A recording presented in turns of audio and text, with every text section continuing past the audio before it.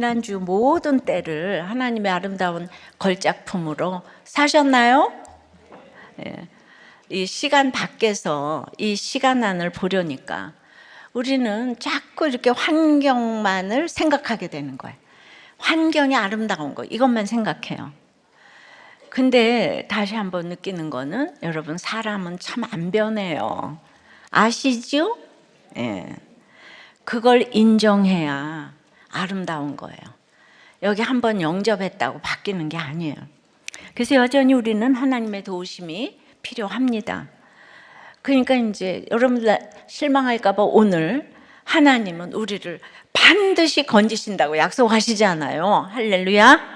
예, 우리는 왜 다른 존재가 아닌 하나님의 건지심을 받아야 할까요? 하나님께서는 왜 우리를 반드시 건지실까요? 오늘 랍사기의 두 번째 연설을 통해서 함께 생각을 해보겠어요. 우리는 왜 하나님의 건지심을 받아야 할까요? 첫째로, 우리는 세상의 외침에 너무나도 쉽게 속기 때문입니다. 예루살렘은 지금 아수르군에게 포위되어 있어요. 잊어버리지 않으셨죠? 아수르 왕 사네립이 보낸 랍사게가 예루살렘 성안을 향해 한 차례 일장 연설을 했어요. 하나님만 의뢰하는 히스기야에게 네 의뢰가 무엇이냐 물으면서 조롱했고요. 힘을 합쳐 맞서려는 애굽이 상한 갈대의 지팡이라고 놀립니다. 히스기야가 보낸 3명의 장관은 이런 말을 백성이 듣는 게 너무 두려워서 제발 유다 말로 하지 말고 아람 말로 해달라. 이 얘기는 제발 우리 나라 말로 하지 말고 영어로 좀 해주세요. 이렇게 부탁을 하지만 랍사게는 단칼에 거절해요. 이 사람이 이제 하버드 박사거든요. 그러니까 단칼에 거절합니다. 그리고는 두 번째 연설을 시작하는데요. 28절부터 읽습니다. 랍사게가 드디어 일어서서 유다 말로 크게 소리질러 불러 이르되 너희는 대왕 아수르 왕의 말씀을 들으라.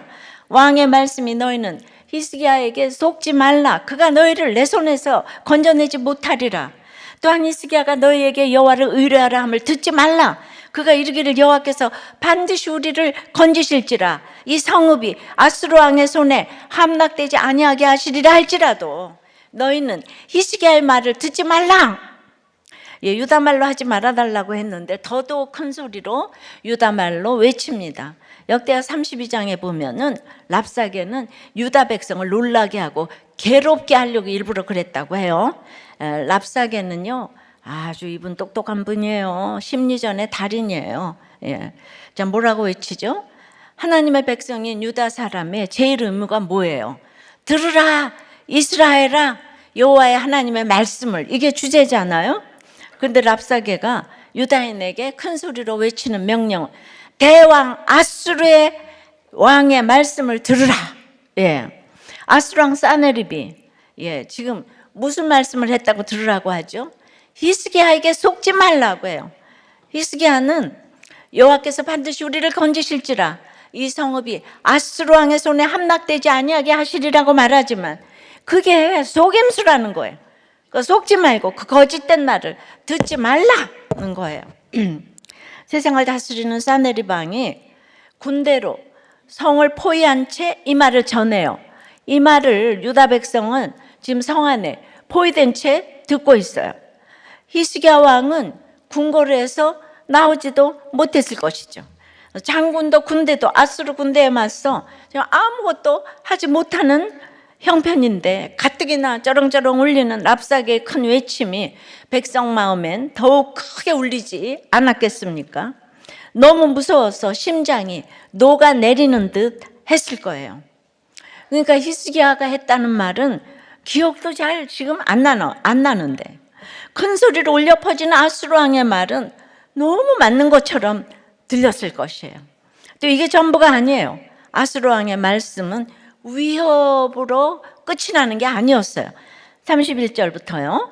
아수르 왕의 말씀이 들으라 하더니 너희는 내게 항복하고 내게로 오라 나오라. 그리하고 너희는 각각 그의 포도와 무화과를 먹고 또한 각각 자기의 우물의 물을 마시라.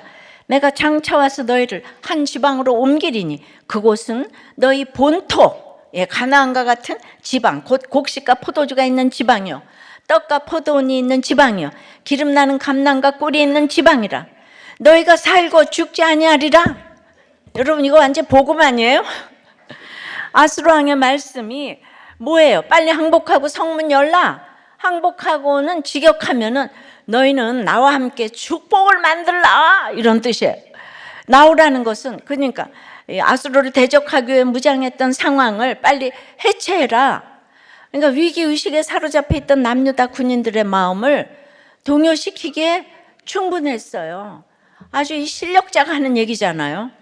예, 그렇게 항복하고 나오면 무화과와 우물물까지 보장해 준대요.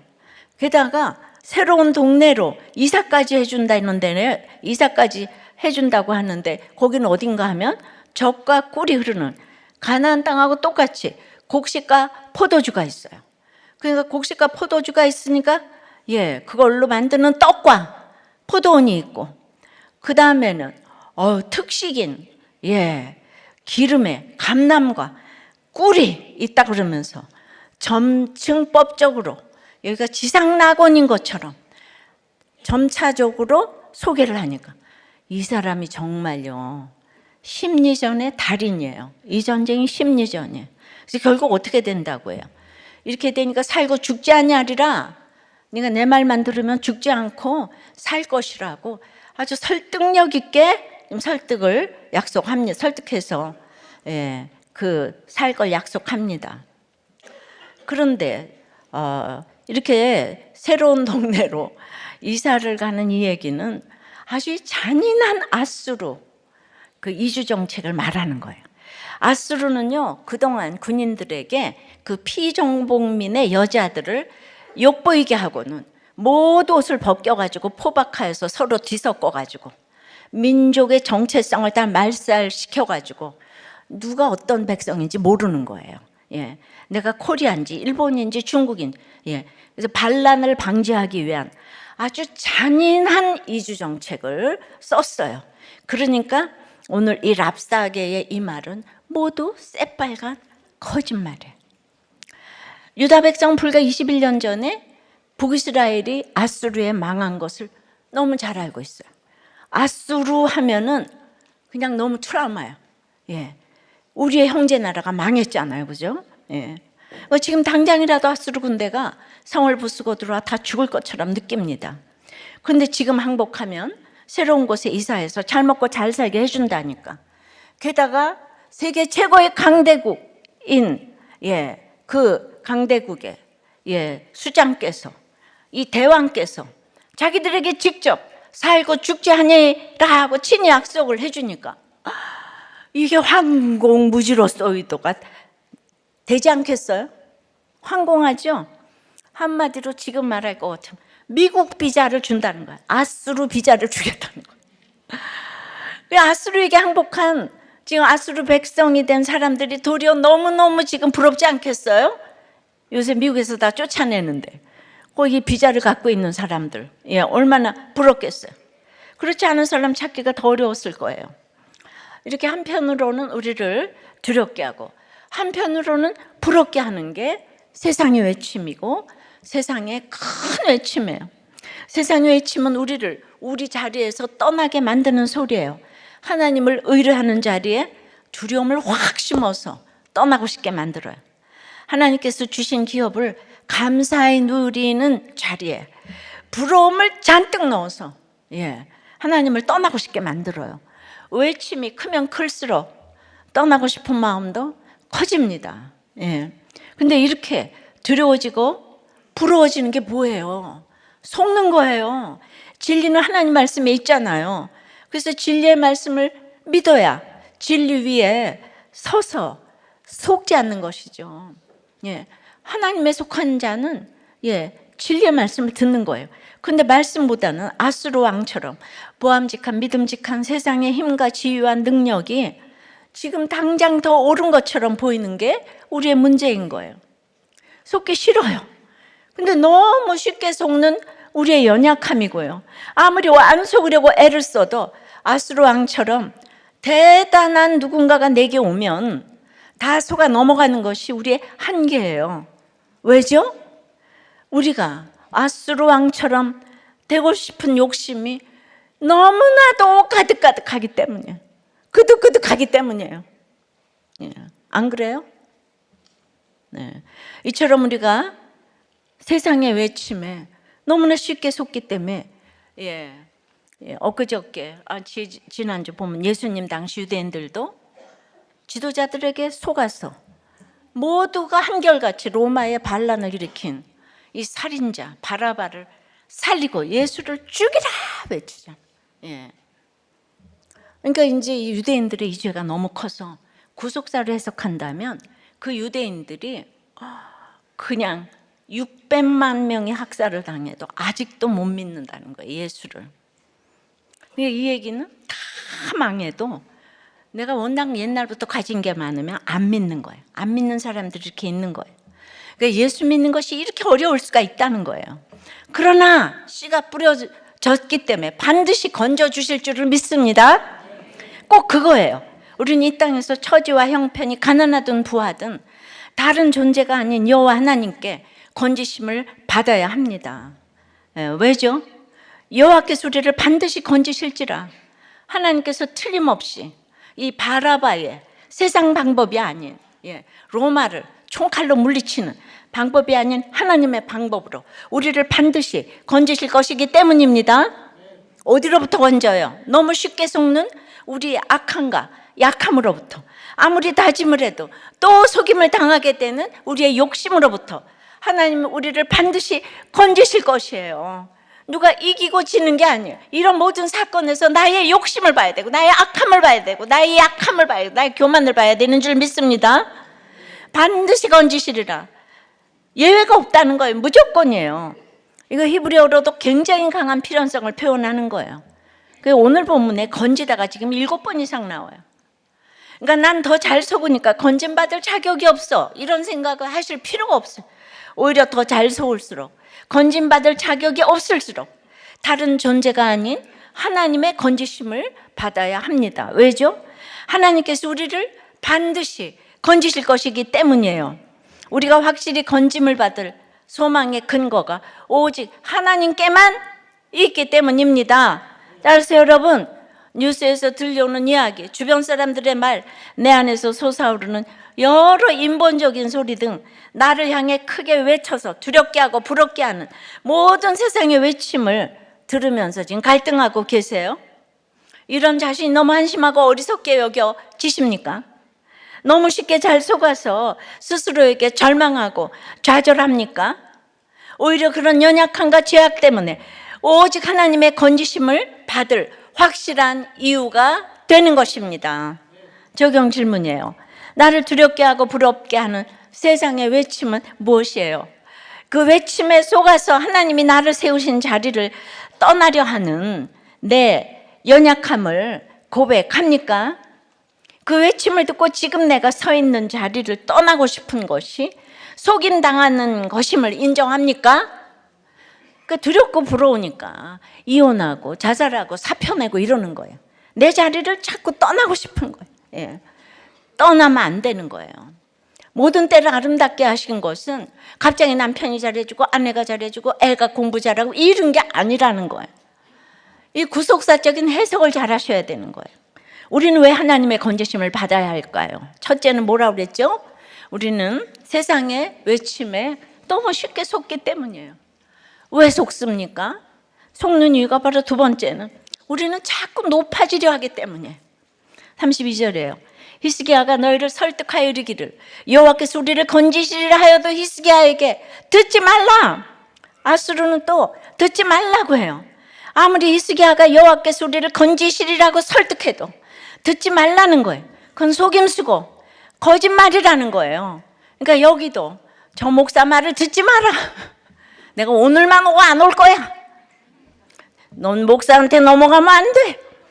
이러고 오신 분이 한 분이라도 계시면 오늘이 마지막이라니까.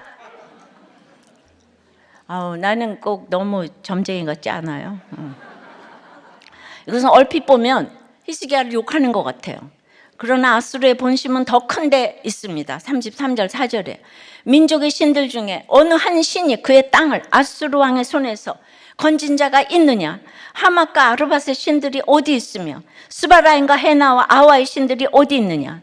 그들이 사마리아를 내 손에서 건졌느냐? 아수르는 당시 중동 지역의 대부분을 점령한 초강대국이었어요. 사네립은 아수르 왕들 중에서도 많은 전쟁을 치르며 큰 승리를 얻었습니다. 아주 큰 반란을 여러 차례 진압했어요. 동쪽의 바벨론부터 서쪽의 블레셋까지 다 제압을 했어요. 지금 유다를 쳐들어온 것도 히스기야가 아수르로부터 독립선언을 했기 때문이에요. 예. 그러고는 유다 모든 견고한 성읍들을 다 점령했어요. 랍사게가 말하는 것처럼 사네립은 대왕, 킹 오브 킹 맞아요. 근데 사네립이 많은 승리를 통해 얻은 것은 무엇이죠? 예, 잘 들어야 돼요. 포로, 예, 아주 그냥 인질들, 돈, 땅 많이 얻었겠지만 영적으로 제일 중요한 게 있어요. 뭐를 얻었겠어요? 이 사람은 얻으면 얻을수록, 예, 바로 교만입니다. 그는 이기고 또 이기는 경험을 하면서 이 세상 그 누구도 이 세상 그 어떤 신들도 자기 적수가 될 수 없다고 확신하게 되었어요. 자기가 세상에서 제일 센 존재이고 세상의 중심이라고 자신했어요. 예루살렘 백성이 이 사실을 더 확실히 인식하도록 전 세계에서 지금 사마리아로 이주해서 살고 있는 여러 민족을 거론합니다. 하맛, 아르밧, 수알, 스발와임, 헤나, 아와 전부 저 먼 곳으로부터 사마리아로 이주된 민족이라는 거예요. 예, 우리 북이스라엘의 수도 사마리아, 예, 거기가 좋은 줄은 알아서 예루살렘 성이 있습니다. 거기로 다 왔다는 거예요. 예, 누구의 명령으로? 아수르 왕 사네립의 명령으로 그 많은 나라들이 전부 이주를 했다는 거예요. 그러니까 결국 사네립의 교만은 어디를 향합니까? 35절이에요. 민족의 모든 신들 중에 누가 그의 땅을 내 손에서 건졌기에 여호와가 예루살렘을 내 손에서 건지겠느냐 하셨느니라. 지금 사마리아가 내 수중에 들어왔는데, 예. 사네립에겐 여호와 하나님도 자기에게 굴복한 여러 신들 중 하나일 뿐인 거예요. 예, 이스라엘을 하나님이, 예, 그 아수르 눈에는 하나님이 이스라엘이라는 그 땅, 그 신에 불과해요. 자기가 그 신보다 강하다는 확신이 있으니까 하나님을 알지 못하고 무시하고 교만의 끝은 하나님을 대적하고 무시하는 거예요. 하나님을 믿는 사람이 날마다 하나님이 밥 먹여주냐? 야, 하나님을 믿으니 나를 믿어라. 이제 이래요, 모든 식구들이. 이것이 과연 사네립만의 문제일까요? 아니죠. 우리는 언제든 환경만 갖춰지면 높아질 만반의 준비를 하고 있는 것이 우리 모두의 문제인 거예요. 교만한 환경은 사람마다 달라요. 상대적인 거예요. 그러나 교만한 마음 자체는 우리 모두에게 동일하게 주어져 있어요. 인간의 특징은 교만이에요. 절대적인 거고 본성적인 거예요. 이게 환경에 따라서 이제 그게 커지는 거죠. 근데 교만을 부리고 하나님을 조롱하는 자들의 문제점은 그들 스스로가 무슨 말을 하는지 모른다는 거예요. 교만한 사람이 교만을 알면 얼마나 좋겠어요. 예. 그럼 여러분, 그 교만의 증거가 무엇이겠어요? 교만의 증거가 무엇이겠어요? 여러분들은 교만한 걸 어떻게 알 수가 있겠어요? 예. 교만을 어떻게 하냐 하면 칭찬을 너무나 좋아하는 마음이에요. 좋든 싫든 칭찬에 목이 말라요. 예.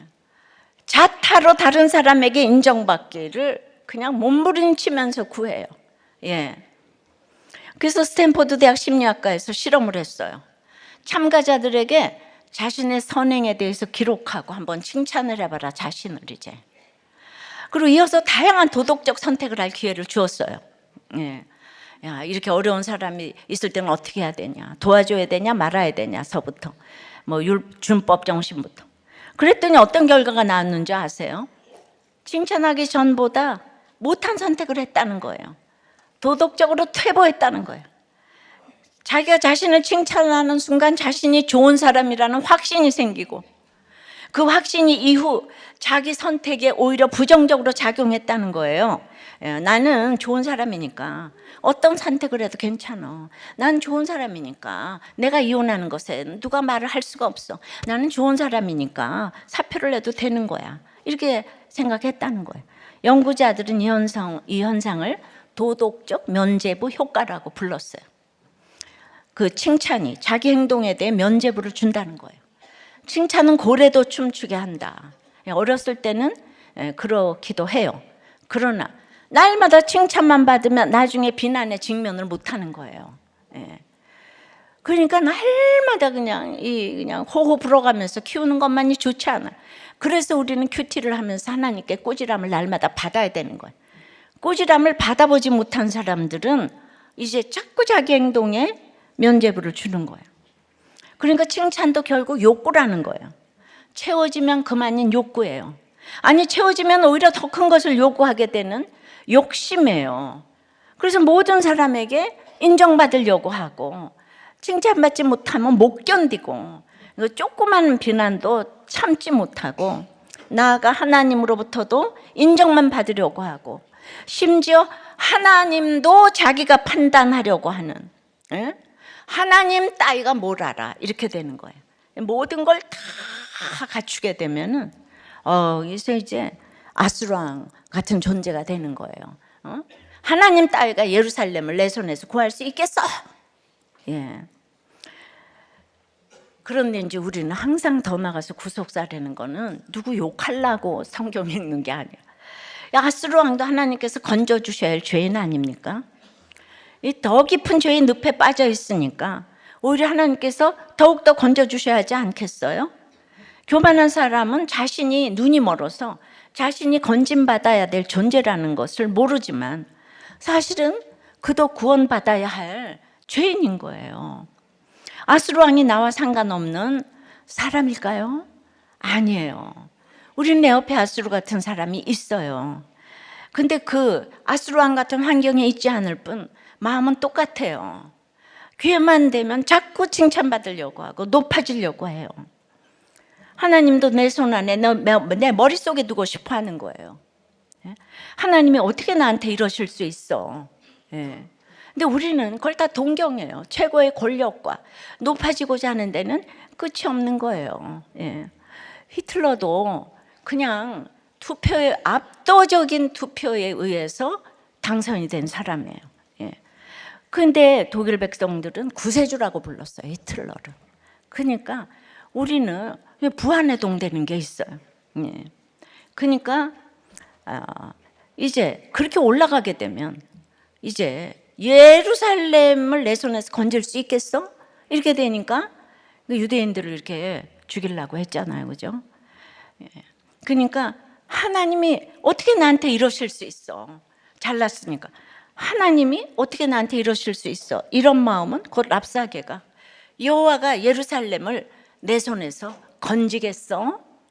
하는 말하고 똑같은 거예요. 하나님이 어떻게 이러실 수 있어? 하나님 따위가 내 손에서 건질 수 있어? 이게 똑같은 교만과 열등과 이거 다 똑같은 얘기예요. 그러면 우리는 다른 존재가 아닌 하나님의 건지심을 받아야 돼요. 하나님이 아니면 누가 우리를 이 곤고한 형편에서 건져주시겠어요? 하나님만이 건져주실 수 있는 거예요. 그래서 오늘 말씀으로 약속하세요. 여호와께서 반드시 우리를 건지실지라. 이번에 큐티인의 시편 35편 4절에도 내가 여호와께 간구하며 내게 응답하시고 내 모든 두려움에서 건지셨도다 하시죠. 우리를 건지시는 하나님께만 우리 인생에 소망이 있는 줄 믿으시길 바라요. 적용 질문이에요. 이것만은 내 것이라며 내 마음대로 하려는 것은 무엇이에요? 어떤 칭찬받기를 그렇게 좋아하세요? 제일 듣기 싫은 비판은 무엇이에요? 자, 우리는 왜 하나님의 건지심을 받아야 할까요? 첫째, 우리는 뭐예요? 세상의 외침에 너무 두렵고 부럽고 속기 때문이에요. 근데 속는 이유가 둘째는 우리는 그냥 자꾸 높아지려 하기 때문이에요. 그냥 거기에 가장 속는 게 칭찬이에요. 칭찬. 칭찬에 속는 거예요. 나도 속고 남도 속고 다 속고 온 집안 식구. 칭찬이 좋은 게 아니에요. 자고로 아버지한테 두드려 맞은 사람이 잘 되는 건 아시죠? 예? 보면은 어렸을 때부터 인간이 악해가지고 좀 두드려 맞아야 돼. 예. 그런데 그렇다고 또 여러분도 그렇다고 두드리라는 건 아니고 몰라서 다 두드려 맞았지. 근데 그래서 주님을 만난 거죠, 그죠? 예. 예. 근데 우리는 이것도 저것도 전적으로 무력하기 때문에 여호와가 건져 주셔야 돼요. 36절입니다. 그러나 백성이 잠잠하고 한마디도 그에게 대답하지 아니하니 이는 왕이 명령하여 대답하지 말라 하였습니다. 랍사게의 말을 다 들은 백성의 반응이 뭐예요? 침묵이에요. 잠잠하고 한마디도 대답하지 않았어요. 그런데 성경은 이 침묵이 히스기야 왕의 그 양육에 따른 적용이라고 지금 하는 거죠. 종교개혁 했잖아요. 왕명에 순종해서 적용하는 것이면 백성이 할 수 있는 최선이죠. 근데 최선이 지금 뭐예요? 오늘 침묵이에요. 아무것도 하지 않는 것, 아무 말도 하지 않는 것. 역설 아니에요? 할 수 있는 최선이 아무것도 하지 않는 거라는 거예요. 이러한 백성의 침묵은 무엇을 상징해요? 세상의 큰 외침과 거대한 교만 앞에 선 성도의 전적인 무력함을 상징하는 거예요. 아수르 군대 같은 세상의 유혹과 공격도 힘들지만 뭐 바깥에서 찾을 필요가 없어요. 우리 안에서부터 날마다 총 골기하는 죄악의 군대에 맞서 우리가 할 수 있는 게 하나도 없어요. 이렇게 전적으로 무력한 우리 자신의 모습을 믿음의 눈으로 볼 때 어찌 애통하지 않을 수 있겠어요? 스스로 너무 부끄럽고 수치스럽고 답답하고 이제 슬프고 하나님께 너무너무 죄송하고 진짜 뵐 면목이 없어요. 그래서 이제 너무 무력한 것에 대해서 애통함을 보여주는 사람이 37절에 등장을 하네요. 이에 hil기야의 아들로서 왕국 내의 책임자인 엘리야김과 서기관 셈나와 아삽의 아들 사관 요아가 옷을 찢고 히스기야에게 나아가서 랍사게의 말을 전하니라. 엘리야김과 셈나와 요아 이 세 사람의 장관이 옷을 찢고 나와서 찢은 게 아니고 찢고 이게 수동령이에요. 이 세 사람은 온 나라에서 가장 똑똑한 사람이에요. 국가대표예요. 근데 아수르 국가대표 랍사게 한 명에게 완전히 케업해 당했어요. 랍사게가 19절부터 35절까지 혼자 떠들고 있는 동안 엘리야김과 셈나와 요한은 뭐 했습니까? 그냥 가만히 듣고만 있었어요. 딱 한마디 하긴 했죠. 뭐죠? 그 유다말 말고 아람말로 좀 해줘. 안 돼요. 요 한마디밖에 할 줄 아는 말이 없어요. 예, 그렇게 일방적으로 얻어맞고 나서 두드려 맞고 나서 한 일이 자기 옷 찢은 거예요. 적극적인 슬픔과 분노의 표현이라기보다 대응도 못하고 모욕당한 초라한 상태로 수치와 부끄러운 모습 그대로 왕 앞에 나아간 거예요. 외교술에 능한 랍사게를 이 무능력한 남유다 관리들과 대조시키면서 남유다가 최후의 협상을 통해서도 지금 실패했다. 예. 그게 나가서 들을 말만 전한 게 아니고 히스기야에게는 그래도 솔직하게 얘기할 수 있었던 것 같아요. 찢은 옷을 그대로 입고 엉엉 울면서 당한 일을 다 고했어요. 우리는 죄악의 큰 외침과 높은 교만함에 압도돼요. 아무것도 할 수 없는 전적인 이 무력함 때문에 절망해요. 이 무력함에서 해야 될 것이 무엇이에요? 바로 옷을 찢는 회개예요. 찢은 옷을 그대로 입고 이 모습 이대로 하나님께 나아가서 모두 고하는 것이 예배예요. 찢긴 마음, 깨진 자존심, 실패한 열심, 아무것도 남지 않은 빈손, 이 모든 것을 하나님 앞에 다 고하는 것, 이것이 바로 진정한 예배예요. 지금 전적인 무력함 때문에 너무 힘드세요? 모든 것을 다 그만두고 떠나고 싶습니까? 우리는 모든 때를 아름답게 했다고 그러지만은 달라지지 않는 자녀 때문에 너무 위축이 되고 애들 학부형 모임에 가서도 다른 애들은 다 잘하는데. 그러니까 내가 아무리 믿음이 있어도 위축이 되는 거예요. 예. 내 남편이 실직 상태에 있으면 위축이 되는 거예요. 예, 우리 식구의 아픈 거는 이거는 끝날까지 나을 것 같지도 않아요. 그래서 여러분들이 너무 무력해요. 예. 근데 그런 거를 당하는 거, 예. 그 인생의 바로 바닥이 이제 하나님 찾을 시간인 거예요. 다 잘난 사람들이 뭐 하나님 왜 찾겠어요? 랍사게가 왜 찾겠어요? 예. 변절자인데 나가서 너무너무 잘 되고 있는데, 예. 그러니까 그렇게 내가 맨날 위축되는 그 마음을 하나님께 고해야 되는 거예요. 나는 하나님의 자녀인데 왜 세상 사람들을 보면 이렇게 위축이 되죠? 예. 여기는 내가 올 자리가 아닌 것 같아요. 이렇게 생각할 수 있죠? 여러분, 예, 예수님을 죽인 사람이 산헤드린 공회원, 대제사장, 바리새인, 율법사, 서기관들, 그 당시에 로타리 클럽 회원들이에요. 예, 그 사람들이 다 모여서 예수님을 죽여라, 죽여라. 백성들은 근데 거기에 다 붙었어요, 그죠? 그래서 다 같이 그냥 지도자들이 오라보여서 주님은 빌라도 전도도 실패했고, 예, 마지막에 두 강도하고 같이 갔어. 두 강도 중에서도 한 강도만 인정을 했어. 근데 그 강도하고 주님은 말을 섞었어요. 네가 나와 함께 오늘 낙원에 있으리라. 예, 그런 사람하고 얘기해줘요. 예, 그러니까 우리가 마지막까지 이렇게 그 힘든 사람들을 찾아가야 되겠는데, 여러분들은 예수를 믿으면서도 날마다 위축이 돼. 세상을 보고 위축이 돼. 절망이 돼. 세상과 자꾸 비교를 해. 예. 그 지금까지 살았던 내 모습을 회개하고, 예, 날마다 예배를 왜 오냐 하면은 이번 주일도 내가 위축됐던 내 모습을 하나님께 고해야 되는 거예요.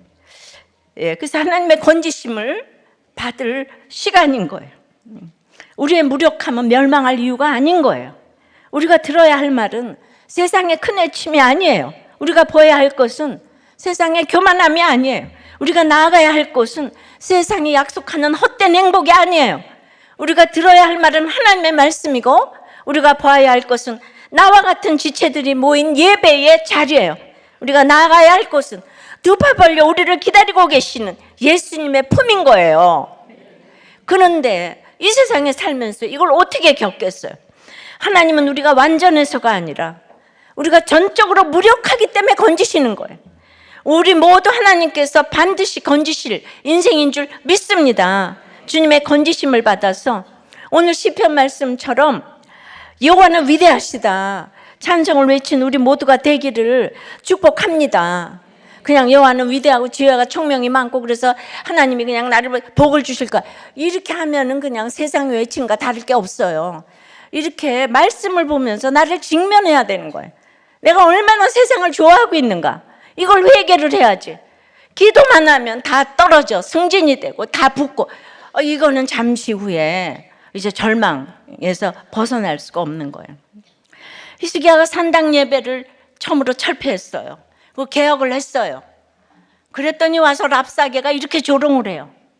그러나 개혁을 해서 구속사의 말씀이 이 백성들에게 들려졌기 때문에 그래도 침묵을 하고 하나님 앞에서 옷을 찢을 수 있는 거예요. 그 가랑비에 옷 젖듯이 기복에서 팔복으로를 날마다 듣다 보니까 그래도 입 다물라 하니까 입 다물고 눈물로 내 모습 이대로 인정할 수 있는 거죠. 하나님 이번 주일에도 또 위축이 됐어요. 이번 주일에도 내가 이 시간 안에 있는 유리병 속에서 지옥을 살았어. 이 시간 밖에서 이걸 해석하지 못해요. 그게 날마다 와야 돼요.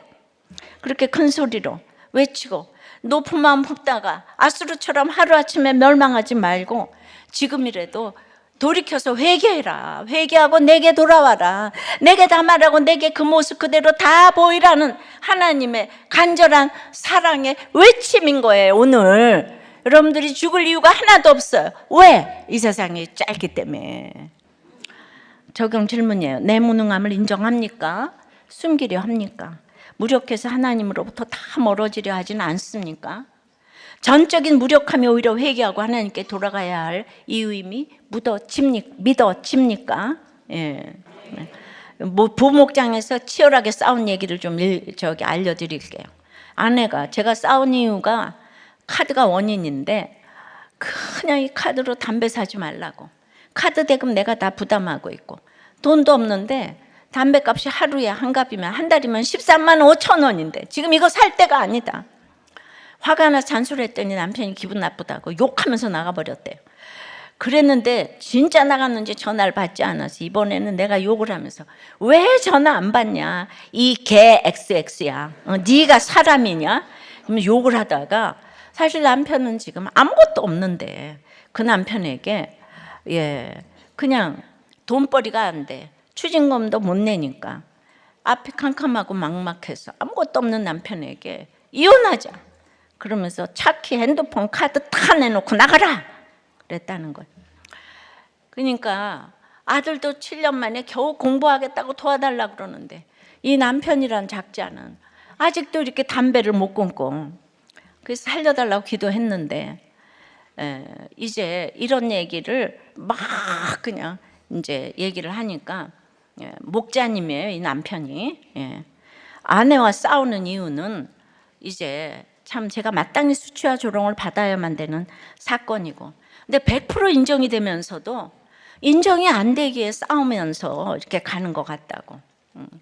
도박 중독으로 가정을 파탄나게 했으면서도 지금 담배를 끊지 못하는 상황이라는 거예요. 그러니까 대리를 하면서 스트레스 많이 받다 보니 이렇게 되었다함이 없는 모습이 바로 내 모습이라고. 그러니까 또 아내의 권찰님이 처음에 결혼해서 너무 행복하게 살았는데 남편의 도박으로부터 지금 전쟁이 시작이 됐다는 거예요. 이 도박, 그러니까 그냥 날마다 싸우고 말씀을 들어도 안 고치고, 그러니까 길에서 싸우지 말고 목장에서 싸우라 그래가지고, 그 목장에 와서 싸우는데 목장에서 남편이 솔직히 얘기할 땐 좋았는데 집에만 가면 또 달라지니까 이제 목장에서 잘 나누는 것도 싫어지더라. 목장에서처럼만 집에서 해줬으면 좋겠다. 그런데 내 의의가 많다 보니까 이렇게 얘기한다는 거예요. 도박 중독자가 감옥 다녀와서 이렇게 변해서 목자까지 됐으니 얼마나 좋으냐 하지만 내 속은 이제 터진다는 거죠. 나도 4번의 수술로 힘들고 영육이 심히 힘든 상황을 지나고 있는데 그럼에도 지금 굉장히 길게 나눴어요. 지난주 목장에서 이렇게 너무나 내가 하고 싶은 말을 리얼하게 다 얘기를 했는데도 그래도 남편이 이걸 잘 들어주고 묵묵히 참아줬다는 거예요. 그러니까 여러분들 목장 가서 싸우고 길에서 싸우지 마세요. 길에서는 말을 하지 마. 집에서는 말을 하지 마. 오직 목장에 가서만 해. 목장에 가서만. 그러니까 목자님이 그 고발을 하니까 서운한 감정이 있었지만은 내가 오죽 못났으면 아직도 이런 말을 들어야 하나, 인정이 되었기에 분하고 억울한 것은 없었다. 여러분, 그래도 있잖아요. 가랑비에 옷이 젖으니까 목자가 됐잖아요. 도박 중독자가. 근데 여기 S대 출신이 목자가 아닌 사람들이 많잖아요.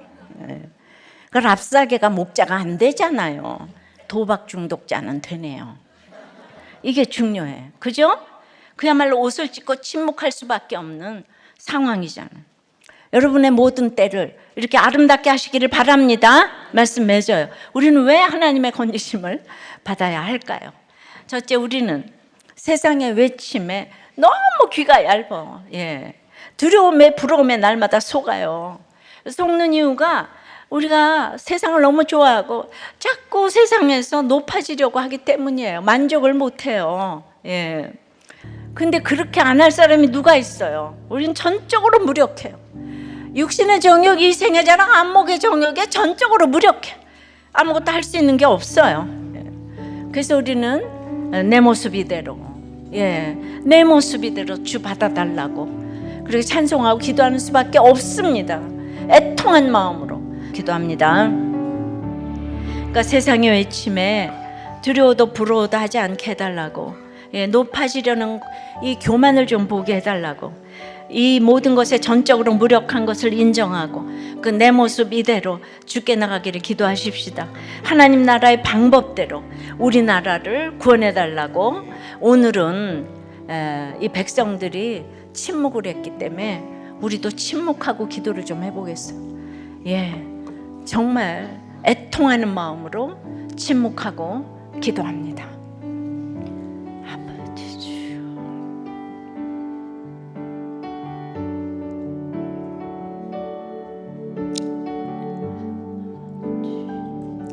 주님, 우리는 세상의 외침에 너무나 귀가 얇아요. 두려운 것과 부러운 것이 너무나 많아요. 우리 모든 때를 따라 아름답게 하신다고 했지만 이번 주간 지나면서 얼마나 또 위축된 환경에 하나님이 계시다면 이럴 수가 있나 하고 이 자리에 왔습니다.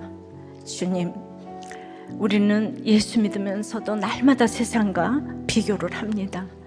그래서 할 수만 있으면 높아지고자 하는 마음이 있어요.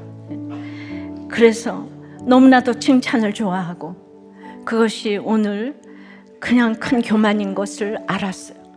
주여, 주여, 오늘 그 모든 걸 인정하오니 옷을 찢고 주님께 나갑니다. 주님 물리치도록 도와주시고 불쌍히 여겨 주시옵소서.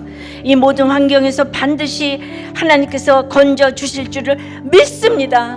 주여 건져 주시옵소서.